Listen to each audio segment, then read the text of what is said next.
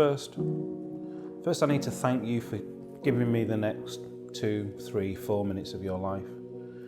And I hope that the story I'm going to tell you will inspire you to realise that no matter who you are, the situation you are in, that you can make change. You can make change in this world, because if I can, you can. Back in 2008, I was living in South Africa. I was training trainers. And I saw poverty. I saw a level of poverty that I was not comfortable with. I saw children begging for food, and having lived in the UK and been brought up here, I took for granted the level of privilege, healthcare system, of an education system, having emergency services, those kind of privileges that we don't really understand until we're in an environment where we don't see them or people don't have them.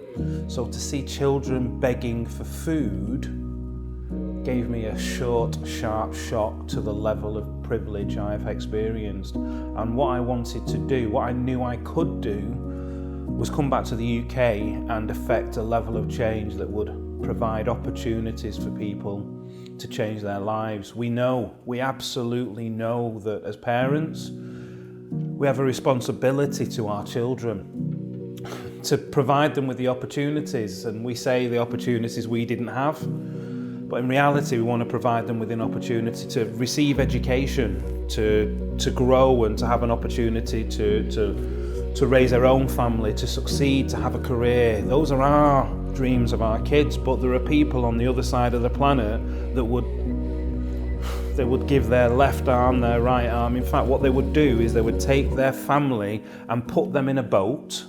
They put them in a dinghy, their kids, their parents, their grandparents. They would put generations in a boat and risk their lives to cross the Mediterranean because their lives are so messed up and they lack the basic opportunity that we take for granted. And I saw this level of poverty when I lived in South Africa, and I decided I was going to use my experience in sales and marketing. I was going to use that to create an opportunity for these families, these communities, to achieve the most basic thing, and that's to put food on a plate.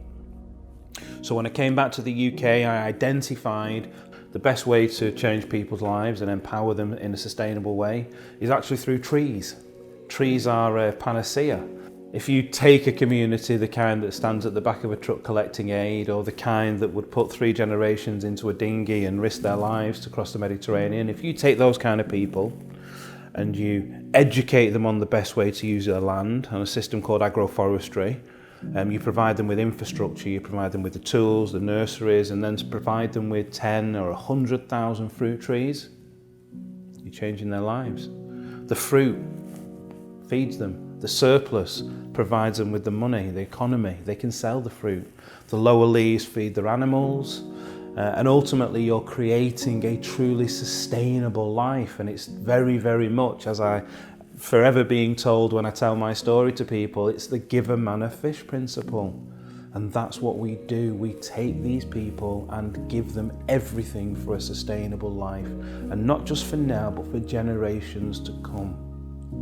And as a social entrepreneur, as somebody who in 2008, 2009, believed that I could use my experience and my career in sales and marketing to deliver change to people, to look back having planted 1 million trees and impacted thousands of people's lives, it validates Marvin Baker. And I think that one of the things that is a norm for people is to always be looking forward at what you're going to do, what you're going to achieve, what your goals are, what your targets are. And for me, hitting this milestone of planting 1 million trees has given me that opportunity to reflect and look back and realise that, yeah, do you know what? We can all find a way to make this world a better place. And forgive me for sounding so evangelical, but it's true. I'm somebody that was brought up on a council estate. I was someone whose mum went to prison twice when I was growing up. I was someone who left school with 3 GCSEs. I dropped out of doing A-levels. I never went to university. But I have a passion for life and a desire, an absolute desire to help people.